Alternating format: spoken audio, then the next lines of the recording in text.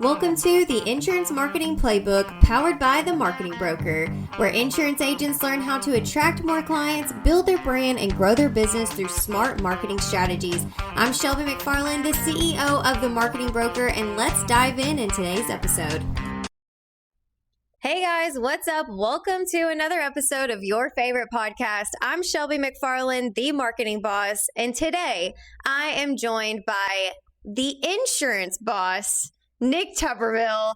He is an agent here in Arkansas, and we are not allowed to name who he works with, but it may be something that you could grow cows on. Do you grow cows? Raise cows, grow corn. Anyways, Nick, hey. Starting off well. Welcome back to our podcast. Been a while. It has been a while, a couple of years. We did that one over Zoom, though, and this one's in person. Ooh. Moving up. Moving on up. You're way more important now. So tell us about your insurance background and how long you've been in it and stuff like that.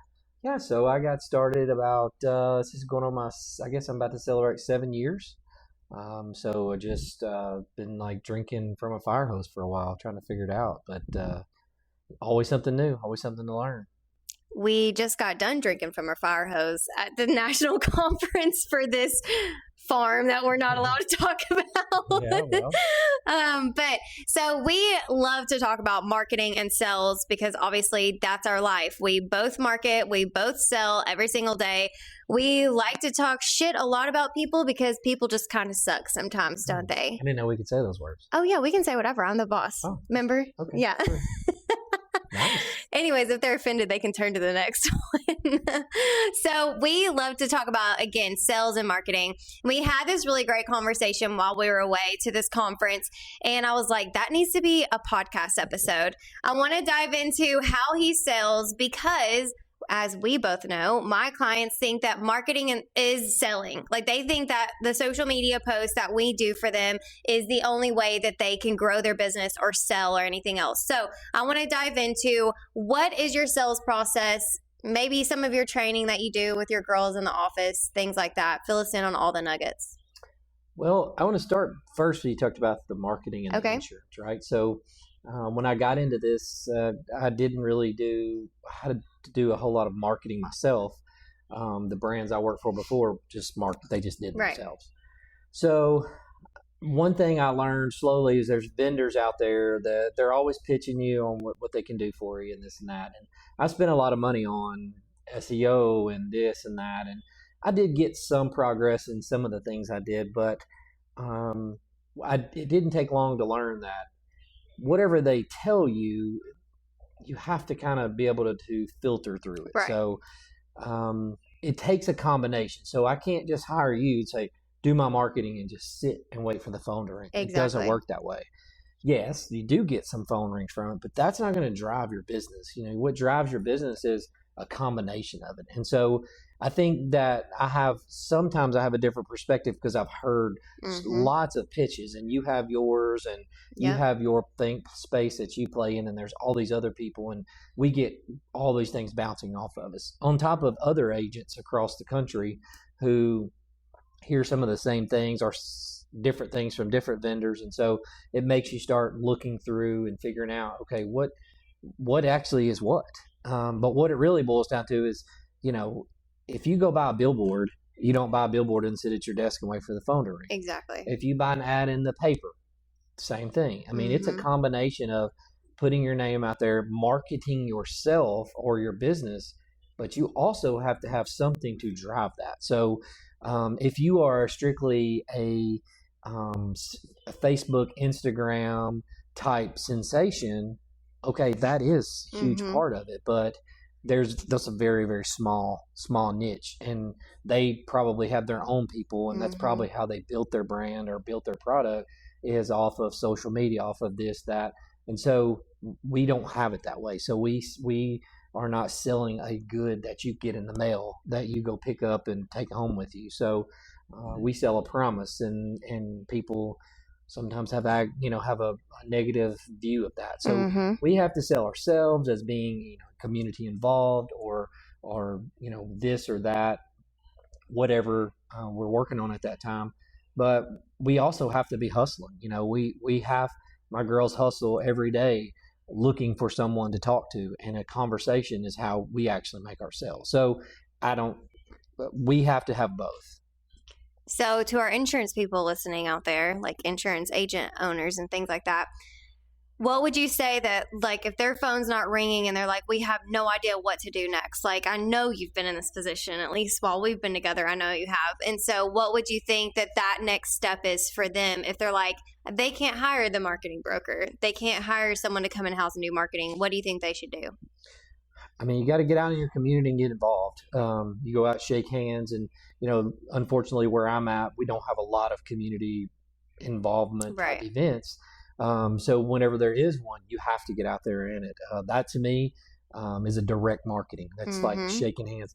I've heard of stories where, and I've had team members that do this, and I guess I could say I've done it to some degree, where they're getting gas, and if they see someone, they immediately, hey, let me give you my card. Yeah. Because we sell something that everyone has to have. Yes. Right? So we sell insurance. Every state requires you to have it for your vehicle. There's no way out of it. Yeah. And if you own a mortgage have a mortgage on your home, more than likely they're requiring you to have it too. With prices and things costing so much anymore, anything you buy most likely in most cases have a bank loan, which require insurance. So we have something that people have to have, but they have a choice because there's a lot of places to go get that, right? And all of ours is really driven on price. So you just have to be able to break that conversation open and say, hey, let me give you a chance. Just give me a chance. It doesn't cost anything.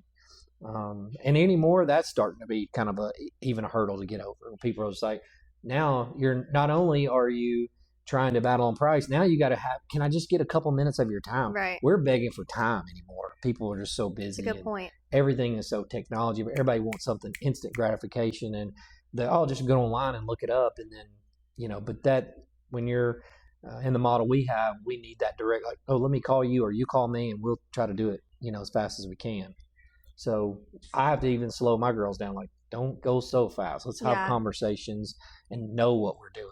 What we're insuring. So well, and having those conversations helps with your sales, because then you can talk about life insurance, then you can talk about the other benefits that you guys have, and really getting that conversation going. Yeah, that's the key to it, is deepening, your relationship. And this day and time, I mean, we are fortunate that we have agents who are local in most communities that, we're not a call center. We don't, you call and you're going to get me or someone on my team. And so we have that advantage. But back to your original question, just calling someone or using some internet company that's going to say, oh, we're going to get you this. Right. This. I mean, there are lead providers and you can buy leads. But we all know in the industry, we know the close rate's very low on those. So do you want to spend your money on that? Do you want to spend it on in your community where someone in locally is at least going to get something out of it? Yeah. So let's talk about all the marketing stuff that you've done over 7 years. Whenever you started out, I'm sure it was a bunch of like, hoorah, new guy in town. Well, you weren't new in town, but new agent in town, really getting into that community. So once all that fluff, is like I call that, goes away, what was probably the next 1 or 2 steps that you did in marketing? I remember right off the bat, I was dealing with a marketing firm and they started talking about, well, we got to set up your Google My Business page. I didn't even know what that was. Yeah. And so they had to go in and establish my location and all this stuff. And I didn't realize at the time, I thought you just set it and leave it. But then you start learning as you go on, like, that doesn't work. Like Google, like that could be spam, or we don't know you. And 7 years in, sometimes I think Google still don't believe I'm real. They're like, oh, are you sure you're really there? Like, yeah, I'm here every day. But so I remember setting that stuff up and learning like SEO. I remember hearing that for the first time, and I was like, SEO, like, what does that mean? And then they try to explain it to you, and basically it's just like, oh, so the internet knows who you are. And again, 7 years later, we're still working on SEO, right? Like literally, we talk about it every day. Every day. It's always something. It's the thing right now, you know? And we're learning how ChatGPT now, or all these AI, I shouldn't just use ChatGPT, but all these AI things are now, they're just out here reading. They're just a really, really fast searcher, like a human searcher that's just unbelievably fast. It's like they can read your mind through your question. Yeah, and then they go out and scrape the internet that quick and just, aggregate all this data in front of you. And so now we're learning, now we have to SEO. Why is SEO poor? Now because AI is reading that too. It's not just your everyday shopper. Right. Now we're competing with AI space. Like, hey, we want AI to tell about us, and so now we have this in front of us. So it's always something changing.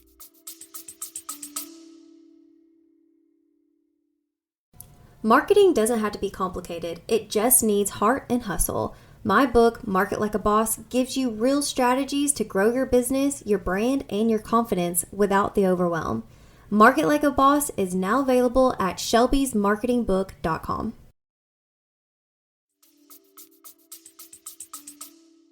And how do you think that affects your sales? Like, if we're talking about like AI and trying to compete on the internet and stuff like that, like what have you seen in your sales, maybe pitches? Have you changed that a bit about it?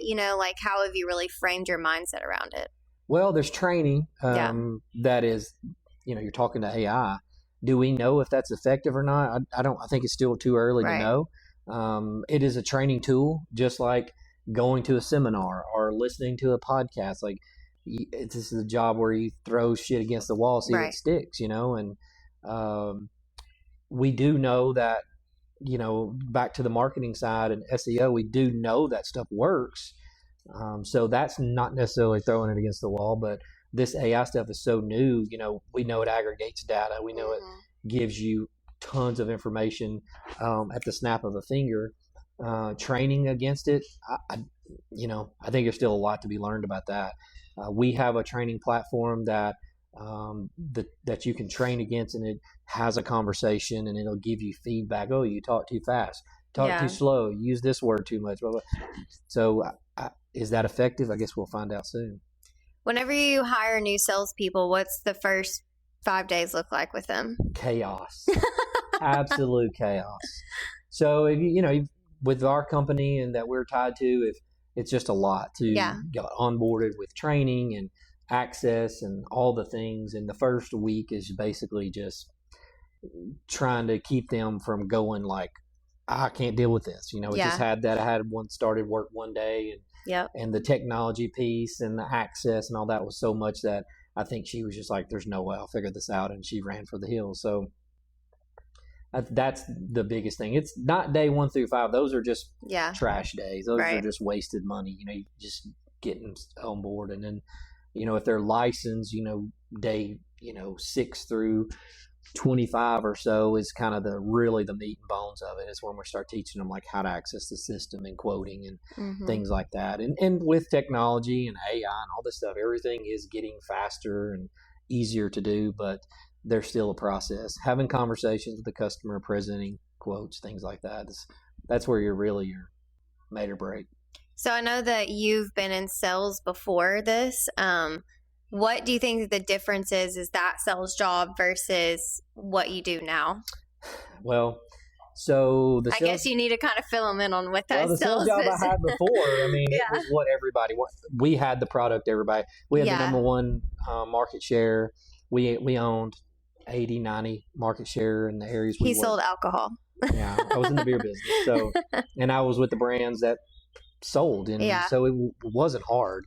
But I can also tell you, like, if you had a new brand come along or something new that was, let's say it was trending in somewhere else and has really got their area yet, then getting those on the shelf and getting people to give it a try was built off relationships. I mean, getting people to try something like that, they're going to type their money for a period of time. We were always really good about helping them with it, but just getting them to try, sometimes they were just so hard to get people to move. And so how that correlates today is that I have a brand that everybody knows. Yeah. And sometimes that's good and sometimes it's bad. However, nonetheless, right? So it really comes down to that point of price. And then sometimes we're close on price and then it's a relationship issue. So, I mean, I've had people that have changed their business to me simply because of a relationship that may not be technically saving money. Right. May even sometimes paid more, but they were like, I'm buying this for you because I want you. Yeah. And so we have developed that kind of role in our office where we have people coming in our office that only want to talk to this person or that person or that person. So we've even set our new call system up, our phone system up that way, is where they can dial the direct person that they deal with all the time. So that sometimes has made things faster and sometimes it causes a little bit of chaos, but we're still working on that. But at any rate, it's all about relationships. And ultimately, we're in the people business. I mean, marketing, sales, it's all about people and how we figure them out and having to deal with them and have those conversations that are awkward. And, you know me, I've been like begging for no's the last 6 months. Like, stop ghosting me. Just tell me no. Like, I don't know what else to say, except for just like, bro, what's up? You got a problem? Tell me about it, But I think marketing and sales, I used to think that I wasn't a salesperson until you came along and you're like, literally, that's what you do. And I'm like, I mean, I guess that's kind of what I do. If you want a bunch of no's, just come to the office. We can hook you up. I can get your ear full of no's. Remember, I did work in the office a couple of days. I get you on the phone. That was like real getting bad. people to tell you no. I literally worked in his office for like 3 days. It was the worst 3 days of my life. I don't know how he does the general public, and all of our insurance people listening. I don't know how y'all do the general public, because it's a lot. People are a lot. At least I deal with business owners and not general public, although they're kind of shitty too. I shouldn't really say they really are kind of shitty sometimes. They're still part of the general public. Yeah, that's true. Some of the hardest people I deal with sometimes are business owners. Yeah, I mean, great point. Great point. So I hope you guys learned something. Sales, marketing, they go hand in hand. I kind of thought earlier we should compare them as cousins. I don't know. That didn't really go anywhere. So there's that. But I mean, they're not siblings, but they're kind of cousins. They definitely go together. But you guys understand from listening to the other episodes that marketing is very important for your business. You also hear me say that it is different than sales. And that's why I was like, yo, we got to talk about the difference between sales and marketing. Well, I mentioned earlier, like you go get a billboard and all that. Yeah. That's tangible. People can drive down the road and look at my billboard I bought. They can look in their magazines or papers or whatever. And when you do digital marketing, that's putting it out there. And it's like, oh, I'm going to go look at my website. You can look at it. Or you maybe have your access to your analytics and, oh, people are actually seeing it or they're not seeing it or whatever. But it's not tangible. And that's what you and I have had conversations about. It's like, I'm selling someone not tangible. You're selling them digital marketing that may not be really tangible.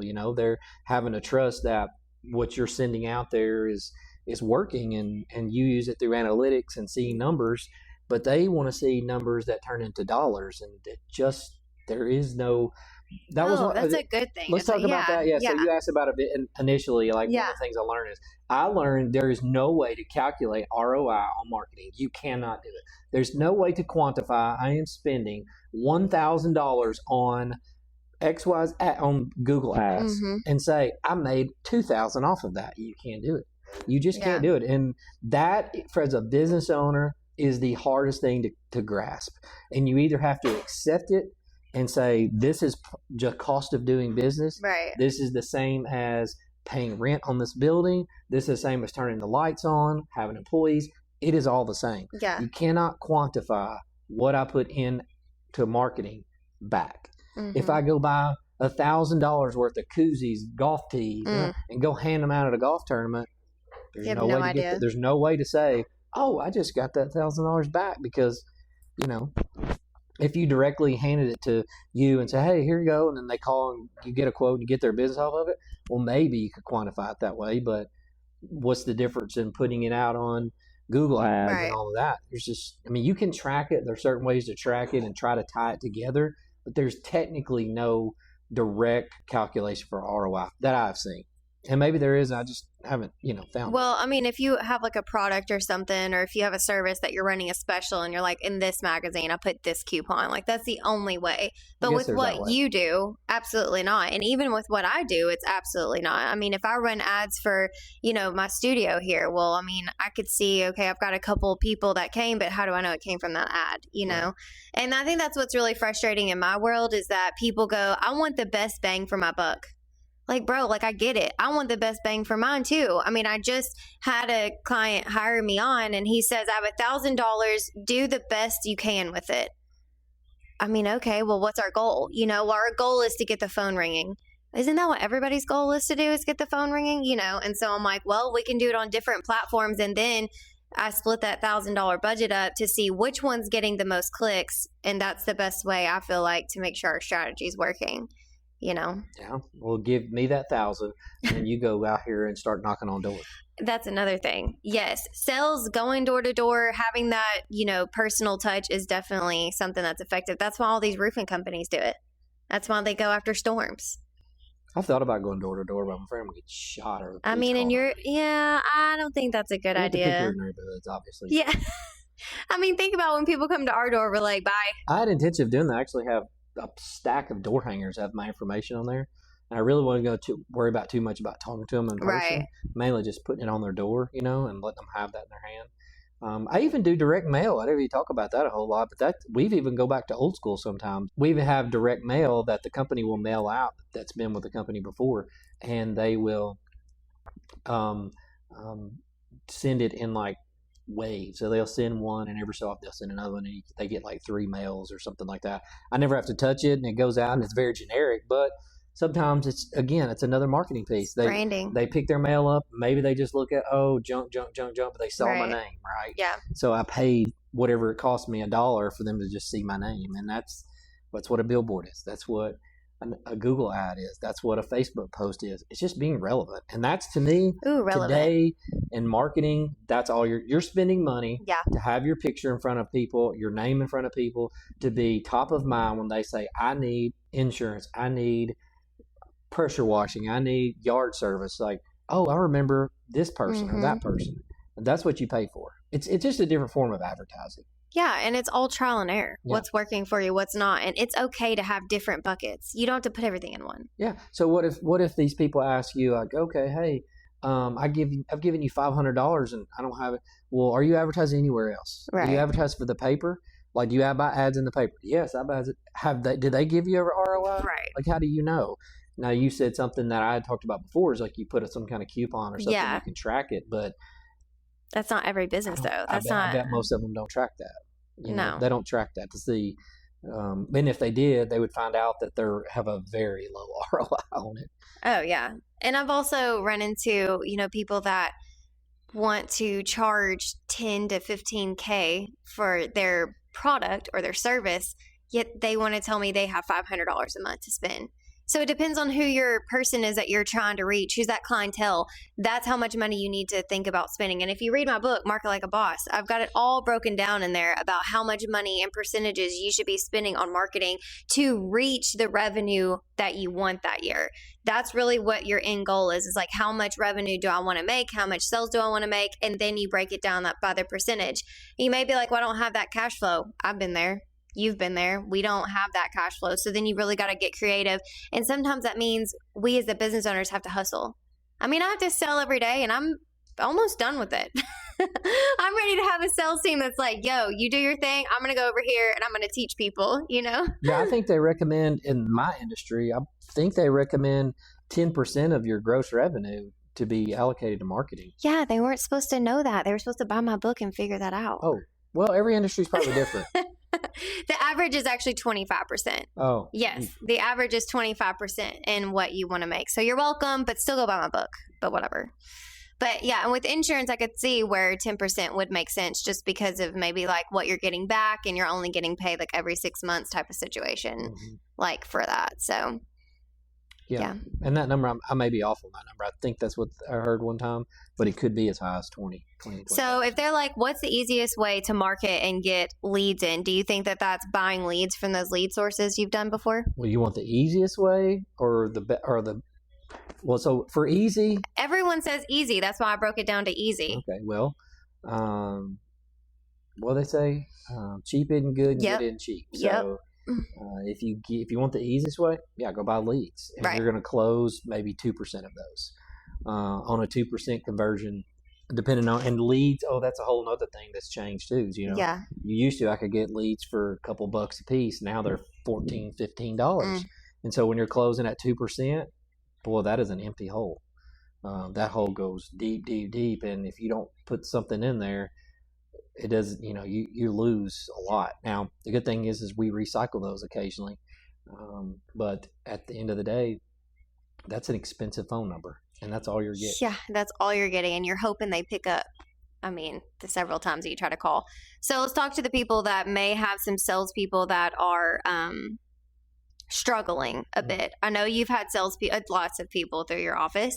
So what have you done to really help them listen? Do you listen to their conversations? Do you let them ask questions? Walk us through that. Yeah. As crazy as it may sound, I'm going through one right now. We had a pretty bad month last month, And so we're not really hitting on all cylinders right now this month again. And something's happened. I don't know what it is.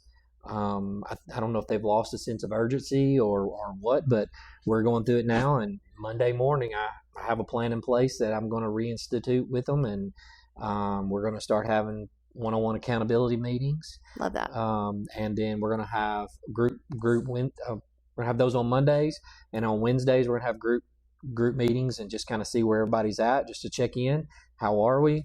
I'm going to break them down by the week. They're going to start giving me goals for that week. And on Wednesday, we're going to check in. And on Friday, we're going to see where we're at. They're going to send me emails of every Friday of a tracking of everything they've done. And so we're going to have to just go back to that. I think that they've lost a little feeling of being held accountable. And I think it's time. We, went through a promotional period in the first part of the year, and their numbers, they knew that was important. So they pushed it, and now we're kind of not in that.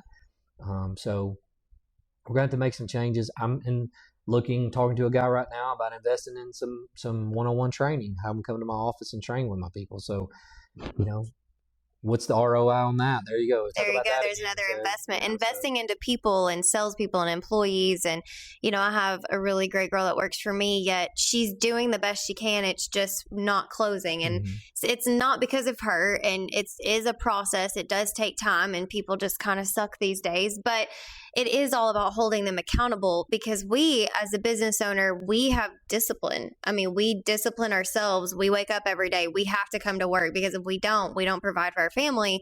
So we're trying to hold them accountable as well. And that's the best way to help train them up, for sure. Yeah, it takes a lot. I mean, I've done the thing too about the no's. I need you to get me 20 no's today, 25 no's, whatever that number is. And they found out really quick, like, oh, I got a bunch of no's. And then when that one yes turns, it's like, well, that wiped out all the no's, right? And so, I've got one that's got a proven track record, just started with me. And I mean, I know her potential, and she's just not there. And, at some point I start taking it personal. It's like, is it me? Like, what am I not providing for you, or am I not doing something that you need? Yeah. And so that's the part of the one-on-ones. It's like, what do you need from me? Because I like that. I know, what I need from you, and I'm not getting it. So now, okay, is there something I'm not doing or I'm not providing? And then you try to balance that out, because the next steps, are more harsh after that. So, I've had to do this before with a different team, and they kind of shook their head a little bit and like, oh, okay, I got it now. I got to get with this. And so times are changing, and we're going to change with it. And you got to. The message is basically, you either change and do what has to be done, or we'll have to find somebody else that can. And that sounds rough, but that's just the way it is. Got to do what you got to do, because it's your business, your future, your legacy that you're holding on to and, leaving out there, for sure. So ultimately, I mean, you should just tell everyone, once you hired me, your whole business turned around. Marketing Broker really helped you out there, didn't it? Well, I do appreciate everything you've done for us, and I can go. It was just a joke. It's okay. You don't have to do that. I was just kidding. Well, I won't then. You suck. No, keep going. Tell me how great I am. Yeah. So, I mean, we do appreciate the things you do for us, and some of the creative ideas you do to help me, and then plus also, the social media things that you do for us, and we're learning and exploring on another sector of it, and hopefully we're going to be able to crack that code and really be able to have something to show for it. And that's kind of been the piece that I've wanted to kind of get a hold of for a while. And it's just, hopefully we can figure out this technical stuff and make it work. And if we can, it's going to be really good. And having a partner that is also a business owner helps a lot with our dynamic. But then also it helps that we're in two different worlds that technically can help each other with the sales and the marketing. We help train each other. We help hold each other accountable, making sure. And he also gets all the insights into the new things that I have going on. So, but then that means you're my guinea pig. So that's fine. I'm like, hey, I need $500. Let's throw it over here. Let's do it over here. Let's put it over here and see what this does. So sometimes it's worth a try. I mean, you never know. I've spent more trying and got a whole lot less out of it. So yeah. And you don't have a service fee with me. It's literally just all going into the marketing. I think I do. Okay, you're right. That dinner the other night. I get that. Yeah. Yeah, I totally The understand. trips, the dinners. The trips. Okay, guys. So hope you enjoyed that.